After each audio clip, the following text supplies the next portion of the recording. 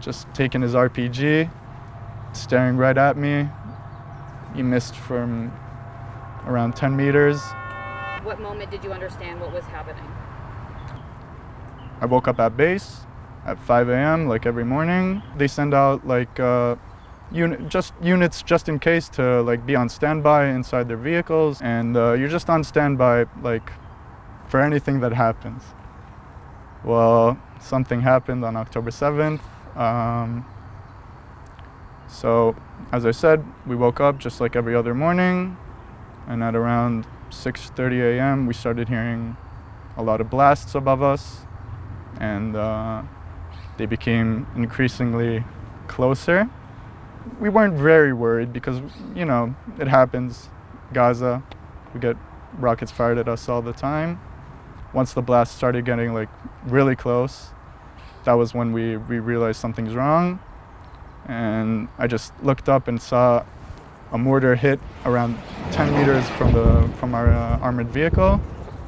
And at that point I knew, well, we have to go somewhere. We have to go somewhere which is safe because the vehicle isn't armored against mortars. And we had a really big dilemma. We had a dilemma because we were the medical unit which was in charge of all the forces which were on field. But at the same time, we knew if we stayed outside, then we might die. And at that point, we started getting calls on the radio, which said like that there were terrorists going into all the nearby yeshuvim. One of my friends was saying, well, if they're on all the yeshuvim, then they're about to be here. Pretty much at that moment, I realized what was going on. Everyone ran out from the migunit to go and get their clothes. Mortars are dropping all the time. There's a red alert, missiles, everything. I knew what I had to do. I knew that feeling anything wasn't going to help. And I told myself that I'm going to leave the feelings for later. I'll deal with it later. And just, you know, do my job. That moment, I started hearing fires, shots from the Shin Gimel, from the base's entrance, and I realized that there are terrorists right inside the base. They were wearing all kinds of like mixed gear. Everyone was dressed differently. Each one had his own vest. They all had AK-47s. We started taking cover, and we're waiting for them.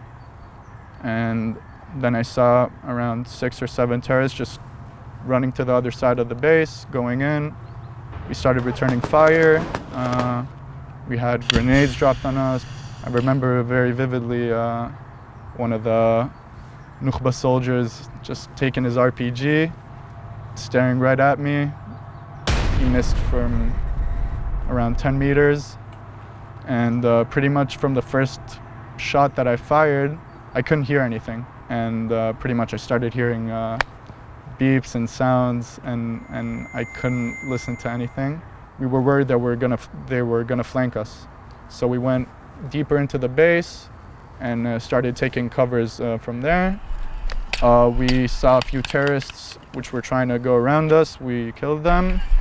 We were getting calls which were injured soldiers, and they were located in a specific migunit in the other side of the base. It was a very tough gunfight because we had to go through a major part of the base to get to them. After another half an hour of battling it out, we finally managed to get there. And then I see on the floor around 10 of my good friends, each one with a different type of injury. Then we started taking care specifically of what their injuries were. I was appointed to a friend called Shoam. Shoam had he lost a major part of his jaw, and he couldn't breathe very well.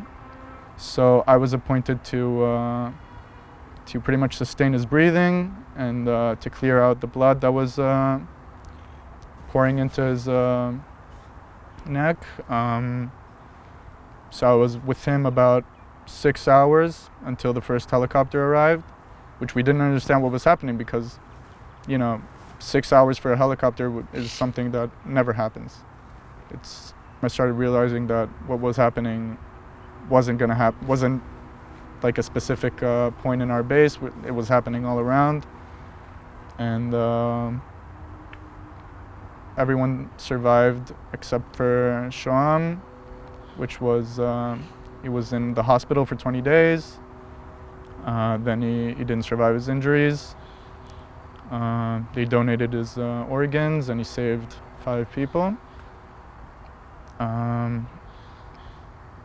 Yeah, that was October 7th for me.